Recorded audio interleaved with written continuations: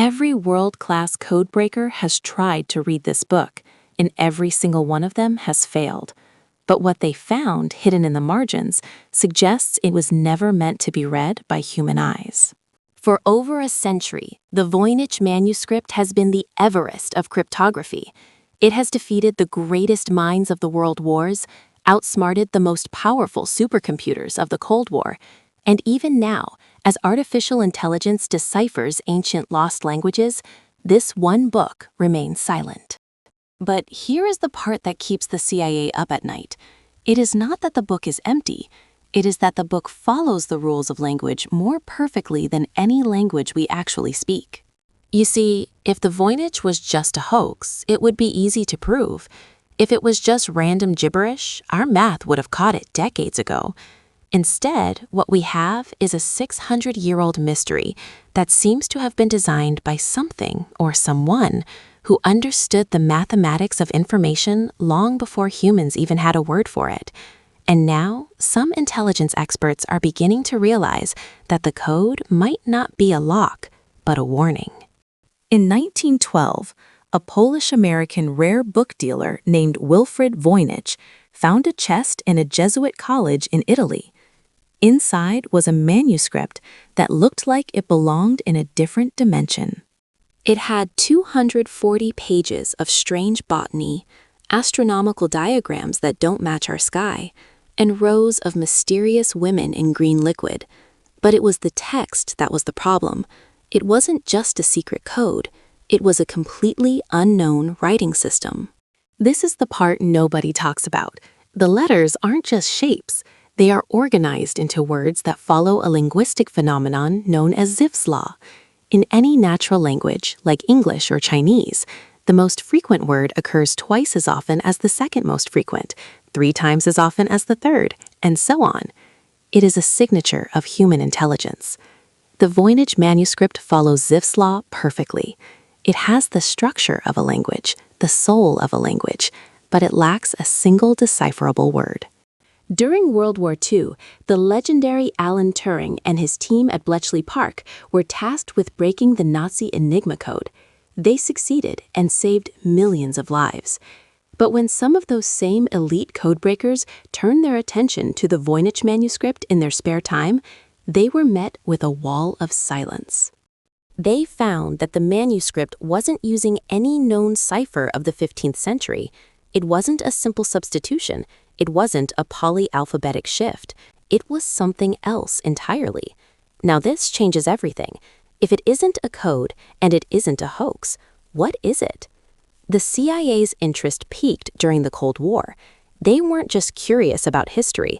They were terrified that a foreign power might have discovered a method of encryption that was fundamentally unbreakable. They called in the heavy hitters, the S-80 group, the elite cryptoanalysis unit. They ran the book through the most advanced statistical models of the era. The result? Total failure. But here's where it gets worse.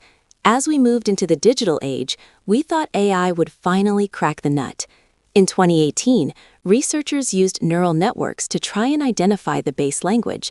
They thought it might be Hebrew or perhaps an encoded version of Latin. But every time the AI gave an answer, the logic fell apart. The translation came out as nonsense. The machine could see the patterns, but it couldn't find the meaning.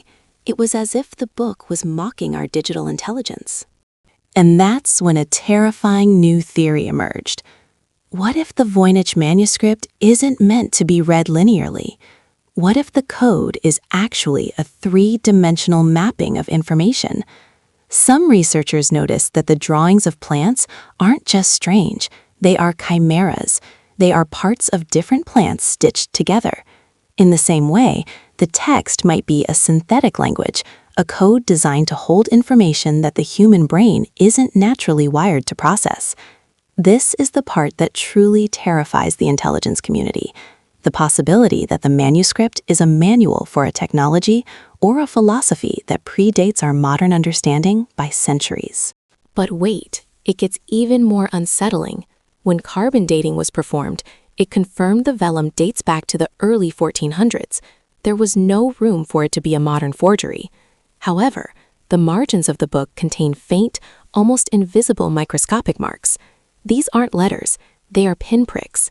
Some believe these marks are the real message, and the bizarre drawings and the flowing script are just chaff, distraction designed to keep the uninitiated busy for a lifetime, while the real secret sits in the literal holes of the page. Imagine the level of paranoia required to build a secret that deep.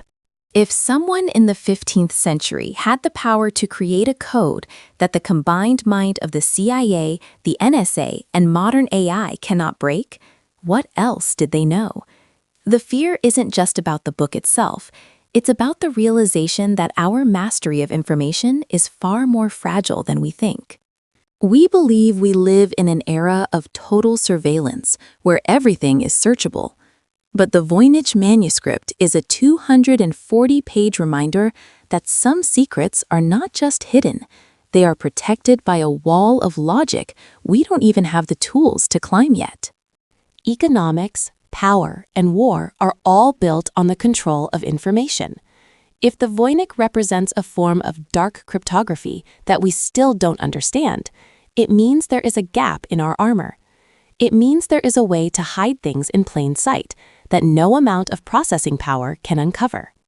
That is why the world's most powerful agencies are still looking at it.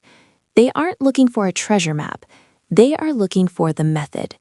Because whoever masters the method of the Voynich will be the only one who truly knows how to keep a secret in the 21st century. So the next time you think that everything in this world has been mapped, logged, and understood, remember the book that no one can read. It's sitting in a vault at Yale University, waiting. It doesn't need to yell, it just stays silent, because it knows that as long as we can't break it, the power remains with the author, and we are still just children trying to read the margins of a story we weren't invited to. The war for information didn't start with the internet. It started centuries ago, and according to this book, we're losing.